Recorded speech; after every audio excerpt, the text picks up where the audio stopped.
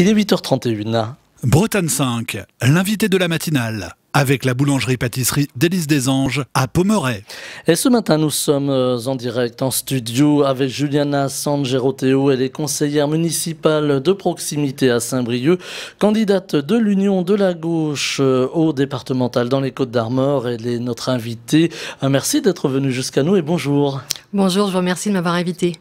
Alors, Juliana Sangeroteo, je parlais de cette union de la gauche. Ça a été écrit, c'est historique, puisque pour la première fois dans le département, les forces de gauche ont pu se mettre d'accord, s'unir pour ces départementales. J'imagine que la chose n'a pas été simple. Non, la chose est jamais simple, parce que c'est toujours plus long et chronophage de s'unir. Mais effectivement, cette première, elle est quand même historique, il faut le rappeler, ça s'est jamais fait dans les Côtes-d'Armor jusqu'à présent. C'est une démarche fédératrice et essentielle, donc pour constituer un projet qui est quand même axé, donc projet de gauche évidemment, axé sur la justice sociale, l'écologie, la démocratie. Donc malheureusement, il y a quand même 7 partis. Moi, je fais partie du parti Génération.s. Vous avez le PS, le PC, Europe Écologie Les Verts, Nouvelle Donne, Place Publique et Ensemble sur nos territoires. On n'a pas pu réunir complètement toute la gauche, mais on y est presque, et dans tous les cas, on fera avec. Voilà, l'UDB n'a pas rejoint cette plateforme de gauche, et la France Insoumise non plus. Voilà, il y avait des divergences, c'était difficile. Oui, alors on a quand même rencontré tous ces gens-là qui ont participé, au moins qui ont été conviés. Après, c'est les choix de chacun, d'être dans une union ou pas. Malgré tout, ce côté assez exemplaire permet de réunir beaucoup de forces. Je tiens à signaler aussi que sur cette union de la gauche, vous avez quand même 90 nouveaux candidats, donc c'est une force de renouvellement qui est en train de se mettre en place. La gauche avait besoin de ce renouvellement dans le département. Oui, il fallait changer le paysage politique. Moi, pour mon mouvement et mon parti, on est 2 femmes en fait sur le département. Les femmes arrivent en force. Les femmes arrivent en force et c'est très bien. Alors, vous parliez de ce projet de gauche. Alors, voilà, il y a eu d'union autour de grands sujets, de grandes causes, allais-je presque dire, puisqu'on parle de l'écologie, on parle de la justice sociale. La justice sociale aujourd'hui, on voit ce dossier arriver. Alors, je parle de dossier, je pourrais même parler plus largement de besoin de justice sociale, parce que on est en pleine crise, encore crise du Covid-19, mais prolongement avec une crise économique, donc une crise sociale. Est-ce qu'il va falloir être présent sur le terrain? Est-ce qu'il va falloir avoir des réponses au niveau départemental, puisque les départements ont la compétence pour le social, entre autres? Oui, évidemment, le département, c'est le lieu des solidarités et de la proximité. Moi, je m'engage, si j'ai la chance d'être élue, à être une élue disponible. Au niveau des grandes idées, on va mettre en place, si on a la chance d'être élu, un plan pauvreté. Je peux un petit peu l'évoquer en disant que, évidemment, la crise, elle est révélatrice des inégalités qui existaient déjà. Par exemple, on peut parler des ayants droit et surtout du non-recours aux prestations qui a lieu à l'heure actuelle, notamment au parti, concernant le RSA. Donc 35% des gens qui ont le droit, malheureusement, au final, ne l'ont pas. Donc il va falloir faire un gros travail d'information et d'aller jusqu'à l'accompagnement pour que ces gens-là puissent vivre dans la dignité, oui. Et ils ne viennent pas le chercher? C'est une méconnaissance de leurs droits? Certainement. Je pense qu'ils n'ont pas l'information. Je pense qu'il y a aussi une certaine pudeur à aller chercher ce genre d'aide quand on est vraiment dans une situation très délicate et vulnérable.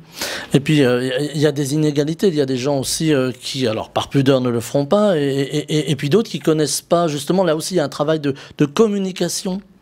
Oui, un travail de communication. L'État a mis en place la maison France Service, mis en place aussi dans les municipalités. Donc à Saint-Brieuc, il y en a une. On voit bien que ce type d'expérimentation est une bonne chose, malheureusement pas suffisant. Et il faudra effectivement le mettre en place au niveau du département. On voit la misère s'accroître. On l'a vu beaucoup, par exemple, avec les étudiants, ces files d'attente des étudiants pour simplement manger ou pour pouvoir payer un logement. Certains même dorment dans la rue. Alors, je ne crois pas que ce soit le cas à Saint-Brieuc, mais on l'a vu dans certaines grandes villes. Est-ce que là aussi, il va y avoir urgence en sortie de crise ou même pendant encore cette crise? Alors, il y a déjà urgence. Moi, je fais partie de réseaux de bénévoles et j'ai participé aux distributions alimentaires dès le début de la crise. Effectivement, c'est assez surprenant, et moi, je l'ai vécu, de voir des étudiants, des jeunes dans une telle précarité comme des familles. Donc, faisant partie du mouvement Génération, nous, vous le savez, on prône le revenu universel d'existence. Et si nous sommes élus au département, la gauche unie s'engage à expérimenter le RU pour les 18-25 ans. Qui a été retoqué par l'Assemblée nationale. Qui a été retoqué à hauteur de 500 jeunes dans un premier temps. Tant il fédère les gens, mais aussi il donne l'opportunité de reconnaître, je dirais, tout le travail et le travail bénévole aussi.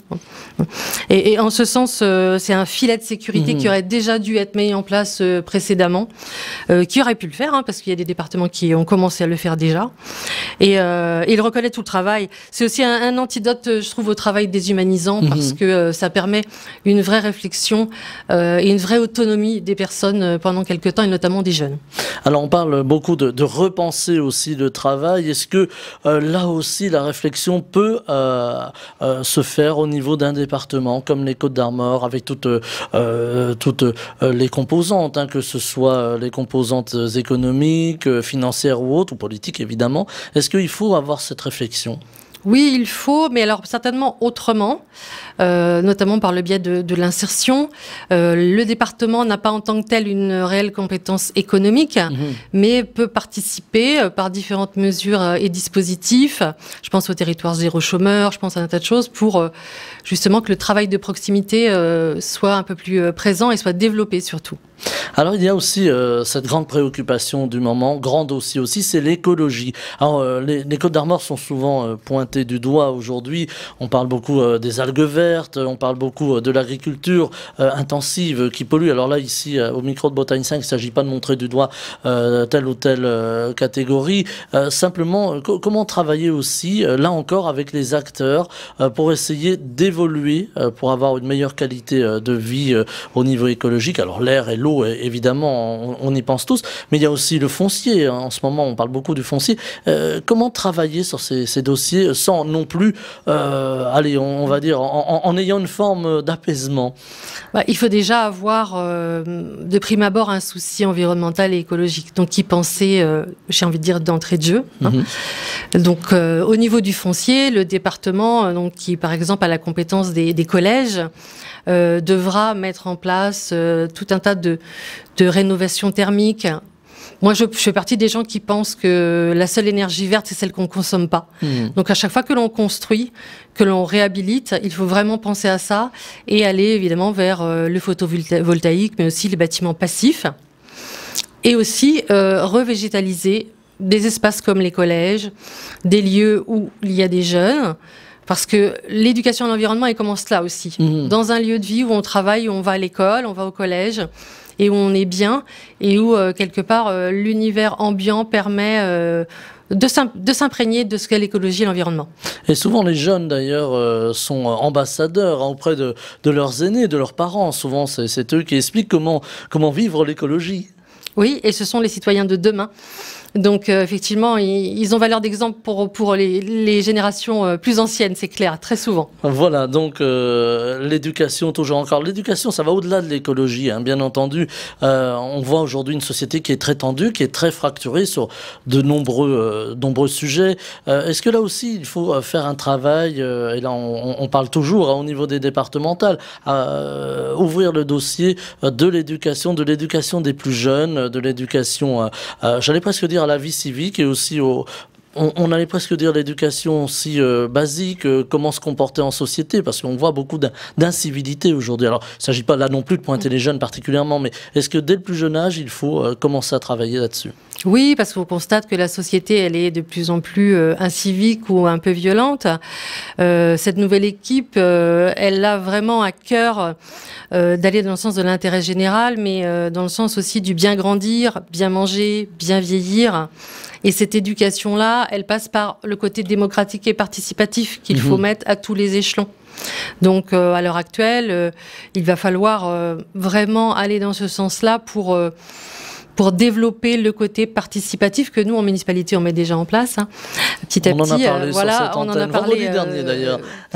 De façon à ce qu'il y ait des rencontres avec les associations, les bénévoles, les agents territoriaux aussi et les fonctionnaires, les syndicats. de façon à ce que tous ces gens-là puissent échanger. Et autour d'une table, moi, je fais partie de ces personnes qui pensent qu'on arrive toujours à des bons résultats quand on est plusieurs autour d'une table. Les décisions unilatérales d'une personne, sont rarement les bonnes. Voilà, faut trancher, mais faut en discuter finalement de ces décisions. L'éducation, les quartiers aussi. Alors là, je fais une petite, je dévie un petit peu sur Saint-Brieuc. Les quartiers, c'est aussi une problématique aujourd'hui pour de nombreuses villes. Alors malheureusement, il y a des problèmes d'incivilité parfois assez importants. Comment là aussi travailler sur les quartiers pour faire baisser ces incivilités, pour essayer d'avoir un mieux vivre ensemble? Bon, alors pour avoir une ville apaisée, oui, il n'y a pas malheureusement de solution miracle, mais il faut être au plus près des gens et des quartiers et être vraiment un élu de proximité, ce que je serai, ce que je suis déjà en tant qu'élu municipal. Mettre en place des dispositifs, ça peut être mettre des travailleurs sociaux au sein de la police municipale. Ça existait avant, il faudra le remettre en place parce que tout ça permet le mieux vivre ensemble et de nouvelles pratiques démocratique au plus près des jeunes et des personnes aussi qui peuvent poser souci dans notre ville à l'heure actuelle. Ouais. Alors, à l'échelle du département, il y a aussi ce qu'on appelle les disparités territoriales. Alors, on parle des villes. Alors, ici, c'est Saint-Brieuc, hein, la ville importante, mais il y a aussi Guingamp, on pense à Lannion, l'Odéac. Le département n'est pas uniforme. On a aussi des zones rurales. Comment équilibrer les territoires? Comment travailler pour qu'il y ait un équilibre entre les territoires ruraux et les territoires urbains? Travailler en lien, être dans la concertation. Ce que je disais tout à l'heure par rapport aux pratiques démocratiques aussi, ça va être travailler avec les EPCI, avec l'État, avec toutes ces collectivités-là. Hein. Et pour revenir sur ce que vous me disiez tout à l'heure, je pense que aussi, lorsqu'on lutte contre les inégalités et les discriminations, on apaise forcément la ville. Hein. Mmh. Donc, toutes ces inégalités, racisme, LGBT, etc., on sait où elles creusent malheureusement leur nid. Et je pense qu'il n'y a que de la vulgarisation qui permettra et de l'accompagnement de lutter contre ça et avoir une ville apaisée, oui. Et toujours, là encore, dialoguer, expliquer les choses. On revient un peu à la politique. On parlait de cette union de la gauche, union historique hein, dans le département des Côtes-d'Armor. On s'aperçoit que, par exemple, le Rassemblement national monte dans de nombreuses régions, comme en Bretagne, par exemple. Dans les Côtes-d'Armor, c'est un peu moins marqué. Est-ce que les Côtes-d'Armor seraient plus apaisées, finalement? Alors, je ne sais pas. Je n'ai pas l'analyse politique, malheureusement, à vous fournir. Ce que je vois, moi... Je parlais du ressenti. Oui, du ressenti. Oui, certainement. Après, on sait bien que c'est une parole qu'on peut entendre tout de même. Donc, moi, ce que je peux constater, c'est que le RN, comme la droite, sont pétris un peu dans leur division, surtout la droite. Et que notre union de gauche va à l'encontre de cette politique libérale qui ne prend pas en compte les plus pauvres et les plus vulnérables. Et c'est pourquoi moi, je me battrai, je pense, tout le temps. Voilà, tout le temps se battre contre ces inégalités. Alors, cette union de la gauche, elle est un peu symbolique aussi. Lundi, on fêtera les 40 ans de l'accession de François Mitterrand au pouvoir, qui avait voulu une gauche forte. Alors, la gauche a connu depuis ces 40 ans bien des turbulences. Alors, on va pas refaire l'histoire ce matin, on n'aurait pas assez de temps. Mais est-ce que c'est rassurant de voir que les forces de gauche peuvent, malgré quelques disparités, travailler entre elles ? Évidemment. Je pense que dès qu'il y a une union, il y a effectivement cette force et cette énergie.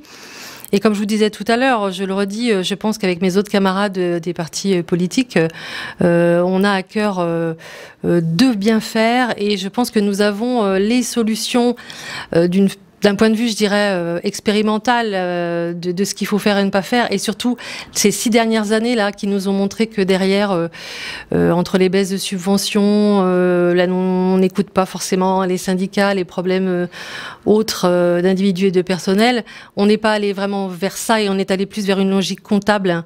Et ça, c'est vrai qu'on s'y opposera parce que, évidemment, il faut être raisonnable, mais pas uniquement la logique comptable et surtout pas en ce moment avec la période de crise sanitaire. Voilà, être prudent sur les chiffres, mais mettre l'humain au centre, c'est ça aussi l'idée. Exactement.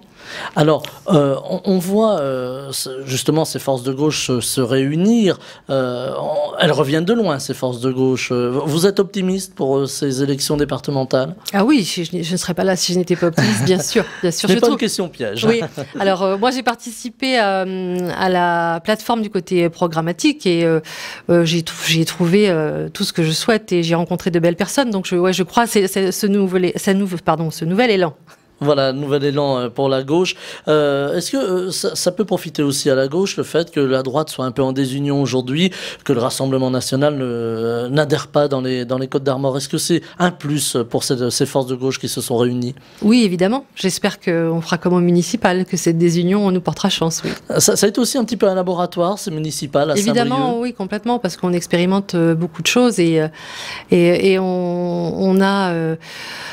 on a envisagé tellement de projets. On est pas à un an des élections, donc tout ne va pas être mis en place demain. Mais oui, on est dans l'expérimentation et dans l'écoute de l'autre et des habitants en proximité. Oui. Alors, le département des Côtes-d'Armor est un département qui a j'allais presque dire une belle visibilité, ne serait-ce que par son trait de côte ou sa visibilité aussi dans le tourisme. Aujourd'hui, justement, le tourisme a été fortement impacté par la crise du Covid. On a ces restaurants qui sont toujours fermés. Bon, on voit l'embellie arriver, mais il y a une grande fracture. Est-ce qu'il va falloir aussi travailler au niveau départemental pour faire venir les touristes, pour relancer cette économie? Alors oui et non, j'ai pas tout à fait la même analyse que vous. Alors le tourisme, c'est une compétence partagée du département et c'est quelque chose que je connais bien pour avoir travaillé pendant 26 ans. Là, ce qu'on a pu voir aussi au niveau du tourisme, c'est un regain d'intérêt pour le tourisme de proximité, puisque la limitation en kilomètres a fait que les gens ont redécouvert leur ville et leur proximité, et ça c'est très très bien. Et le tourisme de proximité, il est aussi intéressant pour les habitants, mais aussi pour les touristes qui viennent séjourner. Donc il faudra travailler là-dessus et continuer à maintenir les dispositifs et même accompagner pour moi, la mutation vers le tourisme durable, qui est maintenant la seule à avoir vraiment un sens. Et là, c'est pareil, à chaque fois qu'il y a un projet touristique, il faut absolument avoir ça en tête, le côté durable de la chose, oui. Voilà, pas un tourisme de consommation, finalement. En tout cas, pas que, mais en tout cas pour Saint-Brieuc 1 et le canton, il faudra aussi, et on est en train de le faire, donc développer le tourisme urbain et l'image de la centralité de Saint-Brieuc. Oui. Voilà, on voit que Saint-Brieuc a une image qui change. On en a parlé avec quelques élus qui se sont succédés à ce micro. Est-ce que ce changement que l'on perçoit à Saint-Brieuc va aller croissant, on l'imagine, mais est-ce qu'il va amener aussi à réfléchir à d'autres façons de penser la ville? Là, je m'adresse à l'élu de Saint-Brieuc. Là. Oui, on y travaille en fait, puisqu'il faut donner un regain d'intérêt. Cette ville qui est quand même très belle déjà au niveau, je dirais, nature, sport, c'est déjà très développé. Maintenant, au niveau du tourisme urbain, il y a beaucoup à faire. On va cibler des familles, cibler ce qu'on appelle en tourisme des city breakers, donc des gens qui viennent pour du court séjour de 2 à 5 jours pour découvrir notre ville, nos marchés, le cadre et les événements qui, on l'espère, vont recommencer bientôt. Alors j'allais y venir, vous m'avez un petit peu devancé, Juliana San-Geroteo. Aujourd'hui, bien malheureusement, la culture est en panne pour toujours, là encore, les raisons sanitaires que l'on connaît. Saint-Brieuc est une ville culturelle, on pense au festival, on pense à toute cette émulation associative aussi très importante. Est-ce que là aussi, il va falloir faire redémarrer la machine et imaginer encore d'autres idées culturelles pour la ville? Oui, très certainement. Je ne l'ai pas dit tout à l'heure, mais par rapport au départemental, il faudra évidemment soutenir les actions culturelles et l'éducation populaire, parce que c'est un enjeu majeur. Je n'ai pas parlé d'éducation populaire. On en a pas parlé tout à l'heure, mais voilà. Et essentiel et émancipatrice pour tous les habitants. Là, c'est pareil, au niveau de l'apaisement de la ville et du bien vivre ensemble, c'est très important. Par rapport aux événements, oui, l'île vont repartir, on le souhaite, et développer encore plus. Je me souviens plus, c'était quoi votre question? Excusez-moi. Alors, la question, maintenant, je vous la répète, est-ce qu'il va falloir aider la culture, repenser la culture, parce qu'elle a été à l'arrêt, imaginer d'autres choses, finalement, pour pouvoir... bien sûr, imaginer autre chose. Il y a des projets de tiers-lieux, il y a d'autres façons de voir la culture, mais en tout cas, il faut qu'elle soit ouverte à tous et le plus possible. J'étais avant-hier, pour tout vous dire, en train de distribuer des questionnaires devant les écoles. Ma collègue Childem, que vous avez reçue il n'y a pas très longtemps, pour avoir le ressenti donc des parents dans leur école et dans leur quartier, enfin dans l'école de leurs enfants. Et effectivement, je n'étais pas surprise de voir que pour les familles que je pouvais questionner, le musée, il n'y allait pas, les expositions, il n'y allait pas, et que les seules activités sportives que leurs enfants faisaient, et j'ai envie de dire les garçons, c'était le foot. Ah, le foot. Donc, très bien, au demeurant. Mais là, on voit, voilà, on peut voir sur le canton Alain où j'étais, là, à l'école Jean-Nicolas, qu'on a du mal à toucher ces publics-là et qu'il va falloir tisser du lien à travers tous les établissements qui peuvent le faire, du centre social en passant par la maison de quartier, etc. Alors, on a l'impression à Saint-Brieuc qu'il y a un brassage culturel qui se fait plutôt assez bien quand même. Oui, c'est quand même une ville de mixité sociale et c'est une très bonne chose. Alors, au niveau du département, on parlait de l'éducation tout à l'heure, et ça nous ramène assez naturellement à Saint-Brieuc. Alors, on a parlé des collèges qui sont rénovés ou qui voient le jour un petit peu partout dans le département. Il y a aussi l'université. Je parlais des étudiants tout à l'heure qui sont dans la précarité avec la crise que l'on connaît. Est-ce qu'il va falloir développer l'université à Saint-Brieuc pour avoir une forme d'équilibre finalement entre Brest et Rennes? Oui. Alors, c'est quelque chose qui est en train de se faire, qui est déjà bien développé, et le restaurant universitaire, là, en plus, sur le pôle universitaire, va ouvrir prochainement.